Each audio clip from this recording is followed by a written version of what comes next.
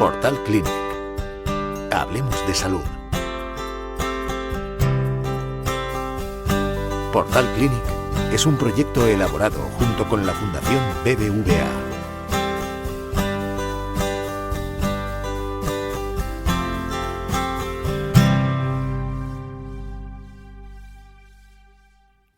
Buenas tardes a toda nuestra audiencia y gracias por asistir a este encuentro digital de Portal Clinic y la Fundación BBVA. Agradeceros también vuestra participación al hacernos llegar vuestras preguntas a través de las redes del hospital y la web. Hoy vamos a conversar sobre enfermedades del tiroides y para ello tenemos el placer de contar con la participación de las doctoras Mireia Mora y Aida Orois, especialistas del Servicio de Endocrinología y Nutrición del Hospital Clínic Barcelona. Muchas gracias a las dos por estar este ratito con nosotros. Gracias a vosotros. La dinámica del encuentro va a ser la siguiente. Los usuarios nos han hecho llegar una serie de preguntas que hemos dividido en diferentes bloques. Pero antes de dar paso a estas preguntas, me gustaría poner en contexto la importancia que tiene la glándula tiroidea en el funcionamiento de los órganos del cuerpo. Y para ello me gustaría que nos explicarais qué es concretamente la glándula tiroidea. Pues la tiroides es una glándula que es famosa por tener forma como de mariposa y que está situada en la parte central del cuello, en la parte anterior y central del cuello. ¿En esta zona? Sí, en la zona de la nuez, justo debajo de la nuez. Y su función es fabricar las hormonas tiroideas que tienen múltiples funciones en el organismo, tales pues como regular el metabolismo, la temperatura corporal, etc. Que ahora lo iremos comentando. Sí, porque las enfermedades que la mayoría de nuestra audiencia debe conocer son el hipertiroidismo e hipotiroidismo, pero es verdad que las enfermedades tiroides incluyen un gran abanico, ¿no?, de enfermedades, ¿no? Sí, así es. El hipotiroidismo es la más frecuente, pero hay otras patologías. Sí, concretamente durante media horita que vamos a compartir con nuestra audiencia, pues vamos a tratar específicamente, aunque alguna otra saldrá, pero concretamente estas dos preguntas. Si os parece, vamos a pasar al primer bloque de preguntas generales que se tratan sobre alimentación, peso y ejercicio. Y en este caso, Eunice dice: hace poco que me he realizado el perfil tiroideo y me salió alto. Dice: toda mi niñez y adolescencia me costó bajar de peso como ahora. Dice: ahora entiendo el porqué. Me gustaría saber si esto tiene cura, qué tipo de alimentación es correcta para la mujer, qué alimentos se debería eliminar y si se puede realizar ejercicio y de qué tipo. Bueno, primero de todo, gracias, Eunice, por la pregunta. Creo que es una pregunta muy completa y creo que muy habitual y que la mayoría de la audiencia, otras personas... Es recurrente, ¿verdad? Han preguntado. De hecho, Elena y Dolores también nos han preguntado en relación al peso con los trastornos del tiroides. Primero de todo, en concreto a tu pregunta, cuando dices perfil tiroideo alto, entendemos que te ha debido salir un hipotiroidismo, ¿no?, que es como normalmente lo llamamos. Entonces, sí que es verdad que el hipotiroidismo acostumbra o clásicamente se asocia con un aumento de peso y el hipertiroidismo con una tendencia a disminuir el peso. En general, es necesario que haya cambios muy importantes en la función tiroidea, es decir, un hipotiroidismo bastante severo o un hipertiroidismo bastante marcado para que haya cambios de peso sustanciales que nos llamen la atención y que podamos atribuir a esta alteración del tiroides. En casos de hipotiroidismo importante puede haber un aumento de peso y en casos de hipertiroidismo muy importante puede haber una disminución de peso. Aunque ya digo que en general en alteraciones leves el cambio no suele ser sustancial. En relación a la alimentación, en general tenemos que hacer una dieta variada. Se recomienda en problemas de tiroides, pero en cualquier circunstancia de la vida, llevar una alimentación saludable. En el caso de hipotiroidismo se recomienda asegurar una buena ingesta de yodo, que esto lo podemos hacer con suplementación con sal yodada, ¿vale? O sea, en lugar de utilizar sal común, utilizar sal yodada.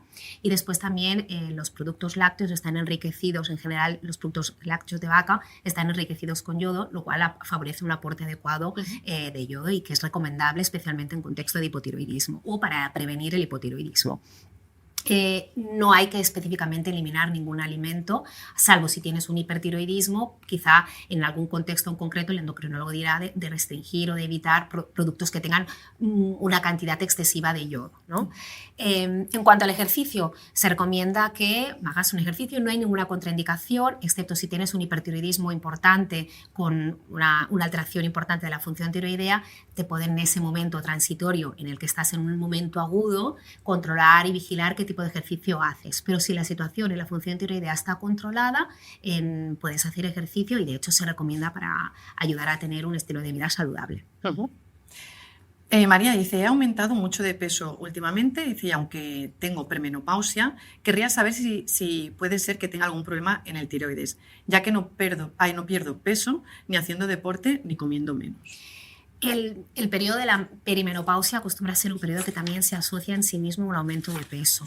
En el caso concreto de María, parece que el propio cambio hormonal que implica la perimenopausia, en el que hay cambios en la producción de estrógenos, podría justificar por sí mismo estos cambios en el peso, porque está descrito y es conocido que en este contexto tiende a aumentar el peso y por eso es especialmente importante modificar el estilo de vida y ser más cuidadoso con la dieta y con la actividad física, ¿no?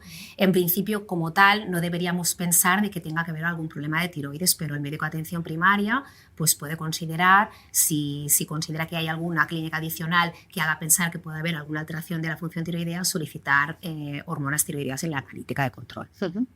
Ahora vamos a pasar al bloque de hipotiroidismo y tiroiditis de Hashimoto. Sí. Lo que ahora, antes de entrar en el bloque, podemos explicar qué concretamente es, porque estamos hablando, ¿verdad?, de hipo, damos por supuesto, ¿no?, que quien lo padece sabe lo que es, pero como hablamos pues para una audiencia en general, concretar un poquito de manera breve en qué consiste el hipotiroidismo. Sí, claro. Bueno, el hipotiroidismo es la falta, el déficit de fabricación de hormonas tiroideas por parte de la glándula tiroides, ¿no? Las hormonas tiroideas en la sangre las vamos a tener bajitas y su causa más frecuente es la enfermedad de Hashimoto, también conocido como hipotiroidismo autoinmune. Esta es una enfermedad autoinmune, es decir, se debe a que tu organismo de manera indebida, inapropiada, fabrica unas sustancias que son unos anticuerpos, como unas proteínas que van a la tiroides, la van a inflamar y va a hacer que esta glándula pues, no fabrique y no trabaje como debiera y nos bajan las hormonas.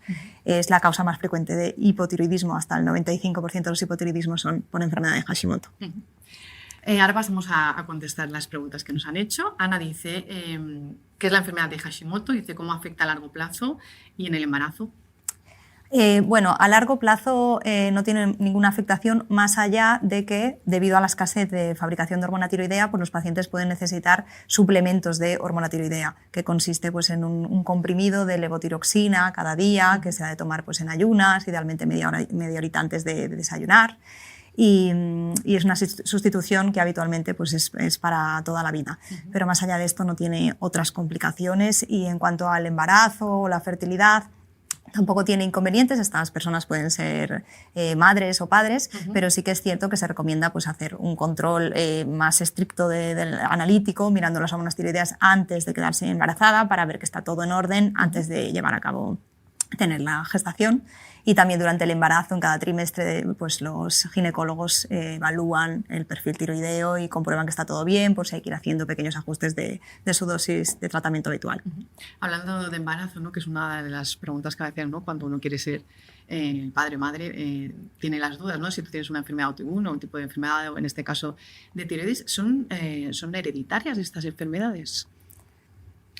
Bueno, la patología tiroidea sí que es verdad que está muy relacionada con patología autoinmune y se sabe que las enfermedades autoinmunes se asocian un poco entre sí, ¿no? ¿Qué pasa? Que la patología tiroidea es tan frecuente que cuando tenemos un problema de tiroides autoinmune no acostumbramos a buscar otras asociaciones que son menos frecuentes, como quizá una celiaquía o una diabetes tipo 1, etcétera, ¿no? En cambio, por ejemplo, cuando una persona es diabética tipo 1 o tiene otra enfermedad autoinmune menos frecuente, es más fácil que se asocie con patología tiroidea, que ya es mucho más frecuente. Pero sí que es verdad que hay pues, esta tendencia familiar a tener patología autoinmune y de hecho la patología tiroidea autoinmune es relativamente frecuente que se asocie a nivel familiar. Por eso siempre preguntamos antecedentes familiares de problemas tiroideos cuando alguna persona nos viene con hipertiroidismo. Ani dice, ¿es necesario quitar el gluten en los pacientes con tiroiditis de Hashimoto? Bueno, esta es una pregunta muy recurrente en las consultas porque en Internet, como siempre, hay mucha información y doctor Google pues, Sí, nos dice es muchas peligroso cosas. a A veces sí. La verdad es que no hay base científica ni estudios que avalen que tengan que retirar el gluten las personas con problemas de tiroides, a no ser que tengan, obviamente, una enfermedad celíaca asociada. Es cierto que la enfermedad celíaca es una enfermedad autoinmune, también producida por autoanticuerpos, y las personas que tienen una enfermedad autoinmune, como podría ser, por ejemplo, la enfermedad de Hashimoto, pues es más probable que puedan asociar alguna otra. Pero lo dicho, si no hay una celiaquía, no se ha demostrado que retirar el gluten vaya a mejorar el pronóstico ni la sintomatología de las enfermedades de la tiroides. Porque entiendo que pueden convivir diferentes enfermedades autoinmunes. Sí, hay personas que tienen varias enfermedades autoinmunes, sí, sí. San dice, ¿cómo podemos solventar los síntomas del Hashimoto si no mejoran con medicación? Bueno, lo más importante sería, en primer lugar, comprobar que efectivamente las hormonas tiroideas están en su sitio, ¿no? Tomándose correctamente la medicación, y si es así, la persona persiste con molestias, con síntomas, pues habría que buscar ya otros motivos por los que se puede encontrar así, por ejemplo, pues que esa persona no tenga anemia, que no le falten algunas vitaminas, que no tenga falta de hierro u otros problemas de salud que estén condicionando ese malestar. María dice, para el hipotiroidismo me tomo levotiroxina. Dice, ¿a qué me expongo? ¿Qué efectos secundarios puedo tener? Bueno, la levotiroxina el cuerpo la reconoce como si fuera la hormona que nosotros mismos fabricamos y de hecho lo que hace es regular y el cuerpo la identifica como si fuera la hormona que tu tiroides está fabricando. Por lo tanto, la verdad es que se tolera muy bien y no tendría que dar como tal efectos secundarios salvo los excipientes que pueda ir asociados. Y de hecho, a día de hoy, por ejemplo, alguno que contenía lactosa, ahora los están cambiando y no contiene lactosa, que a veces era algún problema que iba asociado con los distintos preparados. Que no es el propio medicamento en sí. No, es el excipiente que contiene lactosa y entonces los intolerantes a la lactosa a lo mejor no lo toleraba y podía ser un efecto secundario para esa persona en concreto que tenía esa intolerancia, ¿no? Pero en general, salvo esto, y a día de hoy ya se ha solventado porque la mayor parte de los preparados no contienen, no tiene que producir. Ahora bien, si nosotros no tenemos la dosis bien ajustada y nos falta hormona, entonces todavía a lo mejor tenemos la clínica del hipotiroidismo y la sintomatología es de hipotiroidismo porque no hemos acabado de ajustar la dosis, ¿no? O si estamos excesivamente tratados y llevamos una dosis excesiva, puede aparecer clínica de hipertiroidismo, que sería como de mucha hormona tiroidea, y entonces lo que tenemos que hacer es rebajar. Pero es un problema de ajuste de dosis, no tanto de que el medicamento me esté produciendo un efecto secundario. Marga dice, si tengo hipotiroidismo y dolores musculares, ¿qué medicación debo tomar? Bueno, hay que tomar la medicación propia del hipotiroidismo, que me imagino que estarás tomando la levotiroxina, Marga, y lo cierto es que si están las hormonas dentro de los rangos adecuados de normalidad, pues no deberías de tener ningún efecto secundario muscular. Si es así, un poco insistir en lo de antes, habría que mirar si tienes alguna otra enfermedad, algún déficit vitamínico o nutricional que puede ocasionarte esto. María Dolores pregunta, ante el aumento periódico de levotiroxina para el déficit de hormona, ¿hay un límite máximo de dosis? Normalmente el rango habitual de dosis está entre 1-2 microgramos por kilo de peso. Por ejemplo, si pesa 60 kilos, pues sería entre 60 y 120 microgramos al día, porque la dosis va en microgramos, ¿vale? Y hay muchos preparados para ayudar a dosificar estos niveles. Normalmente está, el punto que nosotros decimos es 1,6 microgramos, pero ya digo, entre el rango de 1-2 y es muy variable dependiendo de la persona, los requerimientos pueden ser muy variables. Y personas que les tocaría más, pues con menos van bien, y personas que piensas que tendrían que ir con menos necesitan más. Ahora bien, si vemos que las dosis van aumentando y no llegamos, ¿no? O vemos que no hay manera de ayudar a dosificar, tenemos que asegurarnos de que lo está tomando bien, que es lo que comentaba Aida al principio, ¿no? Asegurar de que lo toman ayunas, de que espera 30 minutos para desayunar, de que no está tomando otro medicamento muy junto con esa levotiroxina, ¿no? Y que sobre todo, por ejemplo, los protectores de estómago, el calcio y el hierro, que son fármacos que sabemos que específicamente van a interferir en la absorción de la levotiroxina, y después también la comida, ¿vale? Con lo cual normalmente tenemos que ir a buscar que haya problemas de este tipo, y si a pesar de que la adherencia es buena, la persona toma muy bien la medicación y lo hace en estas condiciones, vemos que los niveles o que los requerimientos van subiendo, tendremos que buscar a lo mejor alguna otra causa de que pueda haber alguna mala absorción o algún problema digestivo que haga que no esté absorbiendo correctamente la medicación. Porque más o menos ¿cuánto se tarda en estabilizar una persona o se encuentra el ajuste de la dosis? Ahí está estudiado esto. hay dos hormonas con las que nosotros trabajamos, que es la TSH o tirotropina y la T4. ¿Vale? La T4 en el fondo es la hormona que nosotros nos tomamos con esta levotiroxina y realmente cambia relativamente rápido, en pocos días. La TSH, la tirotropina, que es la que se produce en la hipófisis y que permite como la regulación entre la una y la otra, esta tarda entre 6 o 8 semanas en normalizarse. De modo que cuando hacemos un cambio en la medicación, normalmente no pedimos un control hasta como mínimo estas 6 o 8 semanas para poder ver el efecto que tiene el tratamiento sobre las dos hormonas y ver si las dos se han normalizado. Y entiendo que es de por vida porque hemos dicho que era autoinmune, entiendo que es, ¿no?, que es crónico, ¿no? La mayoría de los casos sí depende del origen de la enfermedad de la tiroides, pero mayoritariamente sí. Podría ser transitoria, por ejemplo, cuando la alteración de la tiroides ha sido producida por un fármaco, por una inmunoterapia, una quimioterapia, en este caso sí, o por alguna enfermedad algo ya menos frecuente, como podría ser una tiroiditis, una inflamación de la tiroides debido a un proceso viral, pues en estos casos también puede ser transitorio. Pero la mayoría de las veces son un problema, bueno, es una enfermedad permanente. Laura dice, ¿el hipotiroidismo afecta igual a hombres y a mujeres? Bueno, no, realmente todas las enfermedades de la tiroides son mucho más frecuentes en mujeres. Y las enfermedades autoinmunes, por otro lado, también. No se saben bien las causas, pero sí, en esto no nos ha tocado buena suerte. De hecho, como curiosidad, pues más del 90% de las preguntas que hemos recibido vemos que son de mujeres. O sea que... Elena dice, ¿se puede curar el hipotiroidismo, lo acabamos de decir, o es de por vida? Pues bueno, mayoritariamente pues es una enfermedad de por vida y que vamos a requerir tratamiento. En cambio, el hipertiroidismo sí que vamos a intentar solucionar y tratarlo y existen pues, medios para conseguir tratar el hipertiroidismo y algunos de ellos nos van a llevar a un hipotiroidismo después, que este sí que va a ser de por vida. Entiendo que es mejor pasar de hiper a hipo. ¿Es así? No, el hipertiroidismo es más difícil de gestionar y de controlar y debemos tratarlo, ¿vale? No podemos tener a una persona en hipertiroidismo, aunque lo tenga controlado, mientras que el hipotiroidismo, con el tratamiento, esa persona va a hacer una vida estrictamente normal porque tenemos un tratamiento muy fácil y muy bueno que va a hacer que tengas una vida normal, como si no tuvieras hipotiroidismo, gracias a la sustitución. Silvia dice, tengo hipotiroidismo desde los 30 años y ahora mi hijo de 15 años, recién cumplidos, tiene hipertiroidismo. ¿Cuáles son las opciones de revertir este diagnóstico? Bueno, lo que comentábamos antes, que hay cierta agregación familiar, ¿no? Y hay familias pues, en las que la patología tiroidea es más frecuente. Entonces, la manera de revertirlo, como hemos comentado ya, no lo podemos hacer ni con la alimentación ni con la dieta. En el caso del hipertiroidismo, podría ser un hipertiroidismo transitorio, si se debe pues, esto a algún fármaco, algún proceso viral, etc. O podría ser también un proceso autoinmune, por ejemplo, o debido a algún nódulo o bocio en la tiroides, que quiere decir que tener la tiroides más aumentada de tamaño, y en estos casos pues, puede ser reversible el hipertiroidismo con medicación. Y en caso de que no lo sea, pues a veces tenemos que llegar ya a un tratamiento más definitivo con cirugía o con lo que se conoce como yodo radiactivo. Esto en el hiper. Esto en el hiper. Vale, sí. Vale, es que es lioso, ¿no? Sí, porque como tenían los dos casos en la familia. Vale. Laura dice, en una analítica me salió TPO, anticuerpos de tiroides muy alto, dice, pero las hormonas eran normales. Y bueno, me pregunta que si estaría indicado pues, ir al endocrinólogo.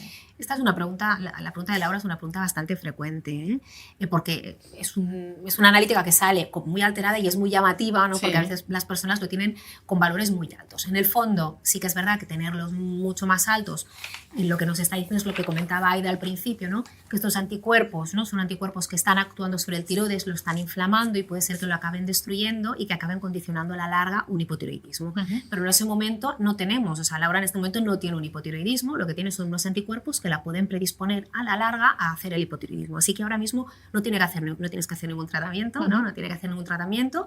Sí que conviene hacer algún control periódico para ver si a la larga puede acabar haciendo este hipotiroidismo, y si esta TSH, que ahora está normal, empieza a subir, a lo mejor con el tiempo el médico de atención primaria decide empezar un tratamiento con levotiroxina, ¿sí? Y a lo mejor no lo va a necesitar nunca, pero esto solamente pues, el tiempo lo acabará diciendo. Ahora pasaríamos al bloque de hipertiroidismo, y antes de entrar aquí también vamos a explicar un poquito de manera breve en qué consiste el hipertiroidismo. Bueno, el hipertiroidismo es el exceso de fabricación de hormonas tiroideas por parte de la glándula tiroides, y este exceso lo que va a suponer en cuanto a sintomatología, digamos, yo le digo a los pacientes pues que todo va a ir más rápido en el organismo, como las hormonas tiroideas regulan un poco la velocidad, ¿no? Pueden notar pérdida de peso, pueden notar más calor, sofocos, sudoración, este tipo de cosas. Tanto el hipo como el hiper, que no lo hemos mencionado, sí que es verdad que si están descontrolados pueden producir alteraciones menstruales, es decir, que las reglas vengan más irregulares, etcétera, que también puede ser un síntoma por el que consulten los pacientes. Sí, pero los diarreas, síntomas, por ejemplo, que comentas, pueden también a veces relacionarse con menopausia, ¿eh? Por ejemplo, esto que decías, sofocos. Correcto. Claro, hay como, ¿no? ¿Cómo diferencias entre una cosa y otra, ¿no? Sí, es cierto. De hecho, había una pregunta de Cristina, me parece que iba en esa línea, que cómo diferenciaba si era estrés o eran síntomas de hipertiroidismo. Realmente es muy complicado, no hay ningún síntoma que sea específico de las enfermedades de la tiroides. Entonces, al final, lo que va a mandar un poco y lo que nos va a guiar más es cómo salen las analíticas con las diferentes hormonas. Pero es cierto que uno puede pensar en hipertiroidismo si está más nervioso, el corazón le va más rápido, empieza a perder peso. Es una cosa que se ha de descartar, que no tengas un problema de tiroides, pero podría ser por otro motivo, por ansiedad, estrés o otras causas. Al final, con la analítica nos puede ayudar al diagnóstico. Entonces, me surge la duda de una persona cuando se ve ante una situación sintomal, ¿no? de esta sintomatología, ¿en qué momento acudes o te haces una visita o una analítica anual o cómo empiezas a abordar esto que notas para descartar que sea una cosa u otra? Bueno, al final, si tú empiezas a encontrarte mal, yo creo que es conveniente que vayas a tu médico de atención primaria y él específicamente o ella valore en función de todo este abanico de síntomas que tienes, ¿no? Si puedes tratarse de un problema de tiroides u otro problema que requiera de una atención específica, ¿no? Normalmente, pues, por ejemplo, la presencia de una frecuencia cardíaca alta o la aparición de un bocio juntamente con la sintomatología, ¿no? Un nerviosismo muy importante, una pérdida de peso marcada, yo creo que van a ser síntomas que nos van a obligar a descartar un problema orgánico, ¿no? Y valorar hacer una función de tiroides en este contexto. El bocio es una cosa de que no nos preguntan, pero como ha salido varias veces, ¿el bocio qué sería? Tener la parte donde está, entiendo, la glándula inflamada. Bocio quiere decir tiroides grande, ¿vale? Vale. Entonces, este puede ser un bocio simple cuando el tiroides está agrandado de manera, ¿no?, difusa, diríamos un bocio difuso cuando está agrandado, y luego puede ser nodular cuando lo que vemos es que el tiroides está grande porque hay uno o varios nódulos. Serían como bultitos. Como bultitos, exacto. Vale. Bueno, volvemos a que no hemos empezado con hipertiroidismo, pero creo que ya lo hemos contado, ¿no? Contestado con Cristina, ¿no? ¿Puedo confundir un cuadro de estrés con el hipertiroidismo? ¿En qué momento tengo que ir al médico y si hay algún signo de alarma que me ayude a identificarlo, que es un poquito lo que hemos hablado ahora? Sí. Marta, en este sentido, pregunta, estoy tomando medicación por el hipertiroidismo, ¿en qué momento puedo detectar que tengo un desajuste y qué síntomas presenta este desajuste? Bueno, sería un poco lo mismo. Podría notar una persona que está en tratamiento por un hipertiroidismo, lo que toma habitualmente son unos fármacos que le llamamos antitiroideos, que lo que van a hacer es frenar la fabricación de hormonas tiroideas por parte de la tiroides porque está trabajando demasiado, entonces hay que frenarla. Entonces, ¿qué podría pasar? Si se está tomando la dosis adecuada, perfecto, pero si se está tomando una dosis superior a la que pues, ella necesita, podría ser que al estar frenándole demasiado su tiroides tuviera síntomas de hipotiroidismo, pues que desarrollara síntomas de hipotiroidismo, mayor lentitud, más estreñimiento, cierta ganancia de peso, alteraciones menstruales, estas cosas que hemos venido diciendo. Y lo contrario, si está tomando una dosis todavía inadecuada o escasa, insuficiente del antitiroideo, entonces podrían persistir los síntomas de hipertiroidismo, que serían la misma sintomatología probablemente por la que consultó inicialmente, por la que se diagnosticó su enfermedad. ¿Y el hiper se cura o no? El hiper sí. Hiper tenemos, o sea, como endocrinólogos tenemos que intentar resolverlo. Vale. Hay diferentes maneras de resolverlo. Con los antitiroideos, como comentaba Aida, lo que van a hacer es controlar en general la producción de la hormona, pero no van a estar tratando el motivo por el cual tienes ese hipertiroidismo. Y luego, pues, a veces, ¿no?, dependiendo de la causa, tenemos que actuar más allá porque los antitiroides no van a resolver la situación, ¿no? Entonces, hay diferentes causas de este hipertiroidismo, la enfermedad que llamamos de Graves, que es en esta que es autoinmune, en la que tenemos anticuerpos que en lugar de destruir el tiroides nos lo están estimulando y activando, y luego a veces puede ser porque tenemos un nódulo que está trabajando de manera autónoma y está fabricando hormona de manera totalmente descontrolada, ¿no? Hormona tiroidea. Entonces, en función de la causa y de las características particulares de esa persona, podemos decidir y ofrecer la opción de hacer cirugía y tratar ese hipertiroidismo con cirugía y hacerle una tiroidectomía que llamamos, o quitarle el tiroides, que eso llevará a un hipotiroidismo, que es lo que comentábamos, o tratarlo con el yodo radiactivo, que también comentaba Aida, que lo que hará es quemar, ¿no? Normalmente decimos quemar el tiroides para hacer que reduzca y trabaje menos. Esto, la probabilidad de que haya hipotiroidismo es menor que en comparación con la tiroidectomía, que es del 100%, ¿no? Pero sí que existe un riesgo relativamente elevado de que haya un hipotiroidismo. Pero es lo que comentábamos al principio, ¿no? Que es mucho más fácil de manejar y de tratar y de controlar un hipotiroidismo que un hipertiroidismo. De modo que aunque pasemos del hiper al hipo, es mucho... Nosotros gestionamos normalmente y lo tratamos para que evolucione o una situación de normofunción o el hipotiroidismo, que sabemos que lo podemos tratar bien. Sí, que hemos dicho, ¿no?, que el tratamiento era la levotiroxina. Correcto. Por la mañana en ayunas, media horita, ¿no? Bueno, vale. Muy bien, la tienes ya aprendido. Estoy apuntando aquí. Vale, pues ahora pasaríamos a justo a lo que comentábamos de nódulo tiroideo, que hemos dicho, ¿no?, que en la glándula había o el bocio, que es no el aumento, o que aparezcan Nódulos, pequeños nódulos nódulos en la tiroides. Este pregunta, dice, ¿un nódulo maligno en el tiroides solo requiere intervención quirúrgica? Bueno. Maligno entiendo cancerígeno, cáncer de tiroides sería. Sí, sería cuando una persona tiene un nódulo de tiroides, depende del tamaño y de las características ecográficas en la ecografía de ese nódulo, pues a veces hacemos una biopsia, se llama una punción, para ver si es bueno o es malo. Entonces, cuando es malo, es un cáncer de tiroides, hay diferentes cánceres de tiroides, pero bueno, su tratamiento habitualmente es la cirugía, que consiste en quitar toda la glándula tiroides, ¿no? La tiroidectomía total que mencionábamos antes. Y entonces pasamos a hipo. Claro, como cuando una persona se queda sin tiroides, su cuerpo ya no fabrica hormonas tiroideas, necesitará suplementarse con levotiroxina de por vida. Entonces, en ocasiones con el tratamiento con la tiroidectomía, con la cirugía, pues ya es suficiente, pero en otras ocasiones pues hay que asociar algún tratamiento más, como podría ser el tratamiento con yodo radiactivo para acabar de quemar o de destruir las celulitas malignas que hayan podido quedar restantes después de la cirugía. O bueno, en algunas ocasiones, menos frecuentemente, pero se requiere una reintervención u otros tipos de tratamiento, como algunos fármacos oncológicos, pero es menos común. Pelaire dice, me operaron de tiroides y tengo el nervio recurrente dañado y la cuerda vocal paralizada. ¿Qué puedo hacer? Bueno, si ya está paralizada, probablemente lo que tienes es una alteración de la voz, que llamamos pues una disfonía por la parálisis de esta cuerda vocal. Entonces, en principio, pues idealmente pues te tendría que valorar el otorrino y valorar cómo ha quedado dañada, y en función de en qué situación ha quedado esa cuerda vocal, valorar si requieres algún tipo de tratamiento específico. En general, lo que se hacen son sesiones de logopedia para mejorar la modulación de la voz, para que mejore esa disfonía. Y muy a menudo con estas sesiones el manejo y el control de la voz es mucho mejor. En algunos casos en los que esto no es suficiente, se puede plantear tratamientos específicos que el otorrino será el que los planteará para intentar pues, mejorar la posición de esa cuerda vocal, para intentar que la voz mejore en la medida de lo posible. Susana dice, ¿es peligrosa una intervención para quitar unos nódulos situados en torno a la tiroides?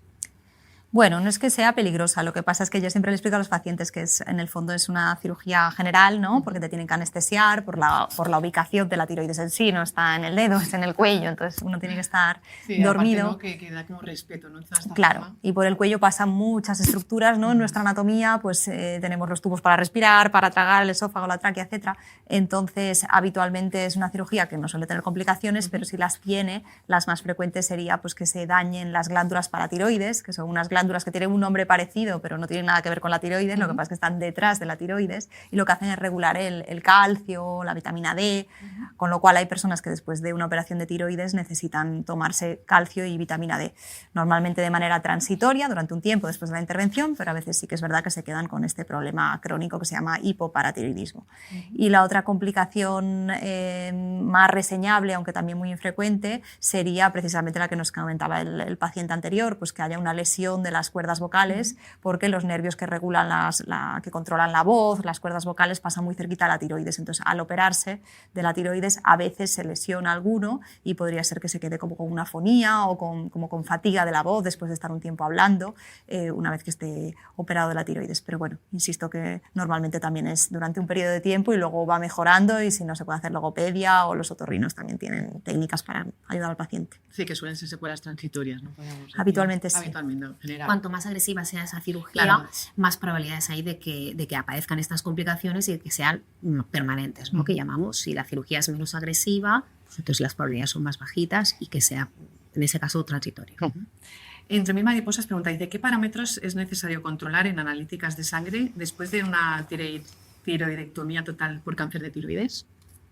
Bueno, lo hemos dicho, ¿no? Como para un hipotiroidismo necesitaremos dar el tratamiento sustitutivo con levotiroxina y necesitaremos controlar con esas dos hormonas que comentábamos antes, la TSH, la tirotropina y la T4 libre, que siempre las pediremos. Y eso sería para controlar el hipotiroidismo que ha quedado a raíz de quitar el tiroides. Y luego, para el cáncer de tiroides específicamente, tenemos marcadores moleculares, que es concretamente la tiroglobulina, que no es un marcador de cáncer, sino que es un marcador de tiroides, de modo que nosotras que tenemos nuestro tiroides tenemos tiroglobulina, pero a la persona que le hemos quitado todo el tiroides, ese marcador tendría que estar a 0, ¿vale? De modo que el hecho de que suba o no haya bajado después de la cirugía nos está indicando que algo queda allí y por tanto nos es muy útil para el seguimiento en estas personas. Ahora vamos a pasar ya al último bloque de preguntas, que es, bueno, le hemos titulado otros porque se refiere a tiroides y a otros estados de salud. Bego pregunta, ¿qué relación hay entre las enfermedades de tiroides y la depresión?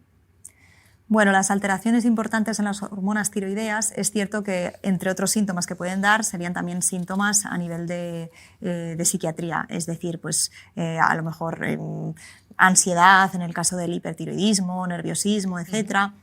Y más habitualmente en el hipotiroidismo pues es un estado de lentitud, apatía, incluso pues, de síntomas depresivos o que se podrían confundir con una depresión. De forma que es importante que si una persona tiene una depresión importante o un cuadro ansioso depresivo, etcétera, pues descartar por si acaso que haya un problema de tiroides mediante una analítica. Sacoid 61 pregunta, ¿un desajuste de la glándula tiroidea puede producir insomnio y descalcificación de los huesos? Esto nos lo encontraríamos o podríamos encontrarlo en la situación de hiper, que es lo que decíamos antes, ¿no?